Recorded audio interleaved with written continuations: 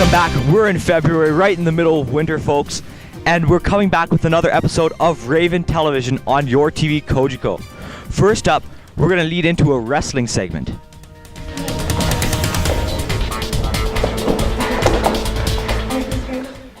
Hi, I'm Blaine from RTV, and today we're being joined by Mr. Corbett, one of the coaches here at Eastside. So to start with, do you have experience in wrestling yourself?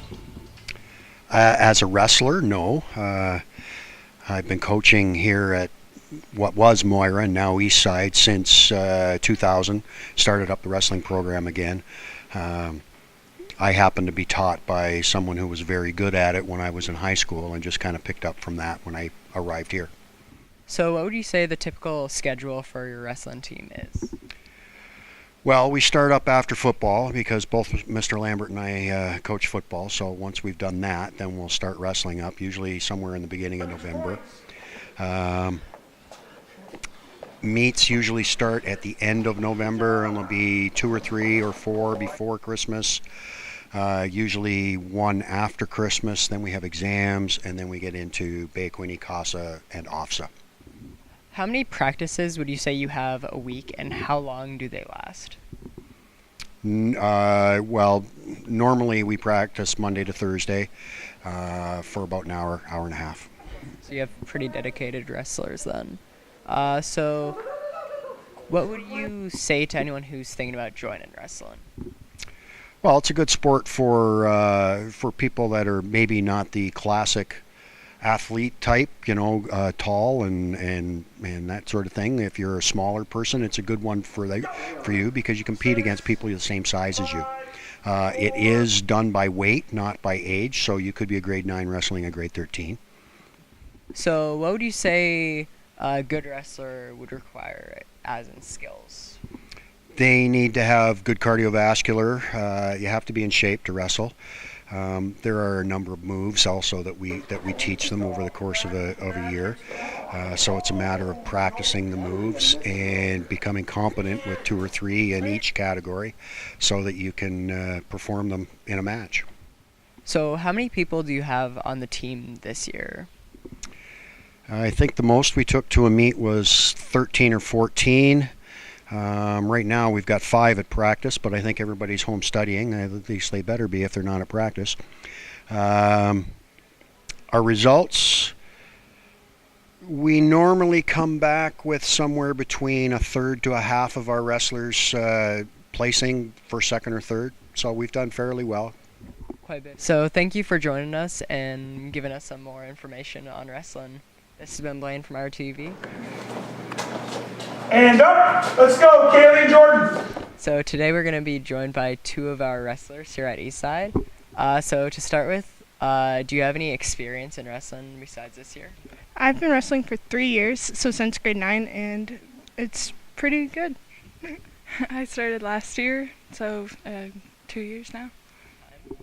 I think I've had successes, but they also come with like failures and defeats. But the more defeats and letdowns you have over the time, it kind of makes the successes feel better.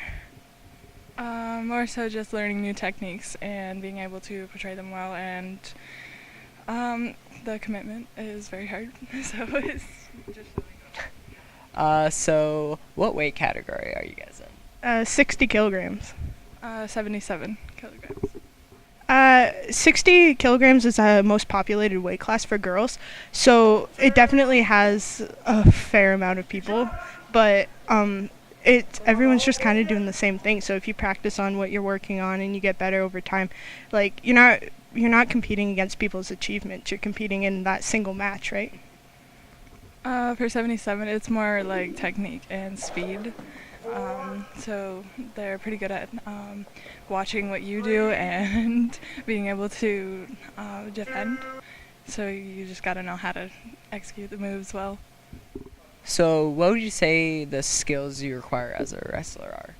Well, you have to be well-rounded and be able to perform and achieve all sort of moves. I personally like to win my matches by pins and with throws instead of tallying up points over the rounds. But to be well-rounded is really how you grow as a wrestler and achieve more. So how do you actually get points in wrestling? A lot of it's getting behind and getting takedowns and just performing a bunch of skills in good ways and proper ways to get an advantage on your opponent. Would you say most rounds of wrestling are won by points or by pins? For my weight class, I find most of it is points, but I don't know about the other weight class. Mine's more so pins, so. So what would you say your strengths as a wrestler are, and what would you say you have to improve on? So strengths are more like knowing the moves and being able to do them right. Speed is probably something I could work on. But yeah, that's basically it. I could definitely work on my leg attacks more and working from a lower stance and everything, because I'm pretty good with like my high takedowns and stuff like that, but I definitely could work on racking up points. Wrestle! Come on, action! Hi, I'm Blaine from RTV, and today we're being joined by Isaac from our boys wrestling here at Eastside.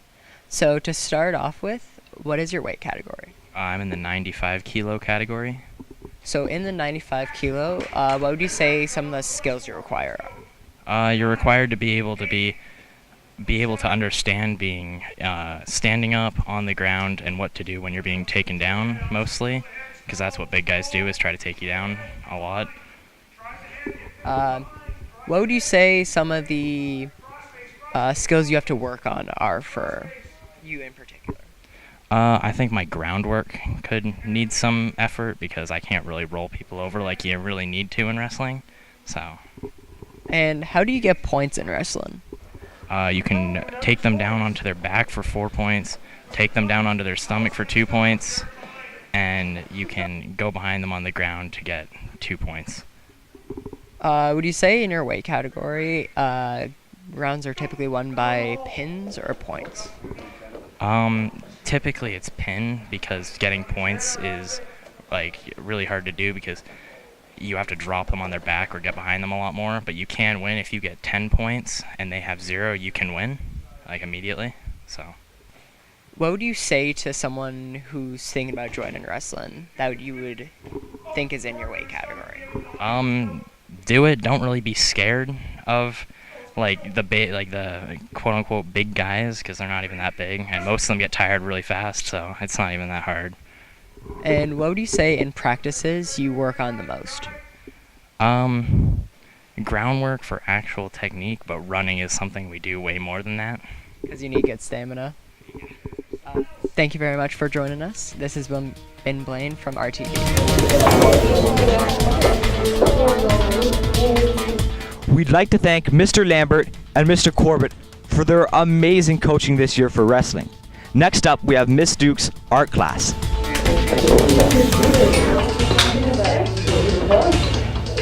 The class I think you've been filming is our grade 10, so it's AVI 201.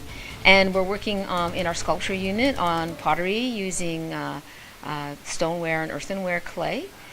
They've been building hollow body sculptures where they use the pinch pot method, and they make a hollow form, and from there they would extend it into the heads, legs, arms. They can make creatures or just about anything they want. So people made octopuses, dragons, things like that.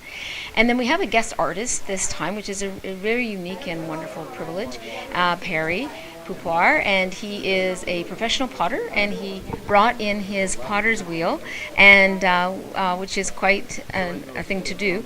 And the students have each had a chance to try to throw a pot, which is totally different than hand building, making some really beautiful functional mugs and bowls. Then after they're thrown, they can decorate them, and of course once they're fired and it goes in the kiln, it's bisque firing, then they can glaze them, so those functional pieces can be used to drink out of, eat out of. And then, of course, they have their sculptural component that they also will glaze, and it'll be more for just something that looks nice in your living room. Well, we have a kiln room right here, and we just had a fairly new kiln installed. We have another small kiln downstairs in the manufacturing department.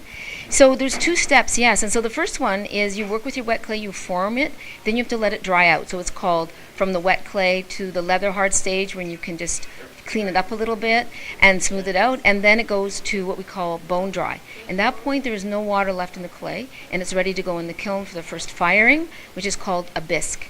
comes out, it's now, instead of gray and dry, it's permanent. So it vitrifies into a permanent substance, and it's white. So then at that point is when you can glaze it and decorate it. Then it goes back into what we call the glaze firing, and then that heats up. And the glaze has glass crystals, pigment in it, and so it heats to the melting point of glass. So we can look at 1,500 degrees, 1,700 degrees. The kiln will go up to over 3,000 degrees. So different stonewares and earthenwares will bisque at different temperatures and different glazes. So there's high fire and low fire. We're using earthenware, so it's more low fire temperatures, but still high temperatures. Yeah, so we talk about that in school. So the clay actually starts way down in the earth, and that's the parent rock, and then it works its way up. Usually you find it along a riverbed or lake, and so that if you find it's different than sand, different than soil, you can tell what a clay is. It's like slippery and it's different color. So you can get red clays, brown clays, gray clays, but when you just pick it out of the riverbed, it will have impurities in it. So maybe, small creatures or parts of them, or leaf or sand or stone, something in it. When we purchase it from the store, it's been purified and it's perfectly plastic, no leaf, nothing in it. But also they add silica, which makes it more workable. And it's the silica that in the dry stage can be dangerous, so we never work with our clay in a dry stage, only in a wet stage.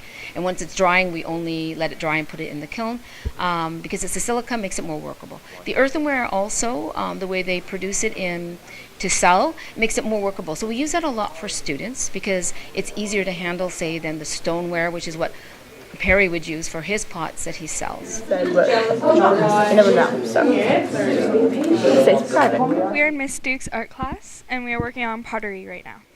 Hollow heads and bodies. Yeah. It's like you put like 2 pinch pots, and then you like mold them together. So like you like slip and score them together, and then you put them in one. You kind of like just like smooth it out a little bit, and then you have like a body of like whatever you're trying to make. They're like sticks, and they have like different shaped like carving tools. So there's some that are rounded, and then there's some that are like flat that you can like smooth it out with. Usually depending on what you're making, you'll have to like there's like certain like steps you'll have to go through. So you'll make like your main part of it, and then depending on what you're making, like some people are making animals, so they'll add like the head or the ears or the eyes. You'll have to carve out like little indents and like textures in that. And then you have to wait for it to dry a certain amount, like you'll leave it overnight to dry. And then it'll give it like a nice like hard coat so it's easier to carve.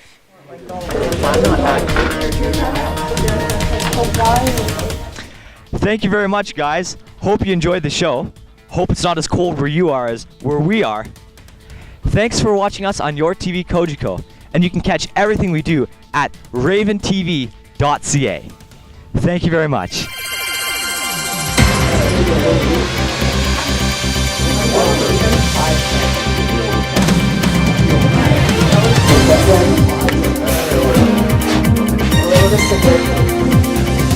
Pinching the clay together, we're going to pull the clay upwards so the pinching fingers like that until we go right up on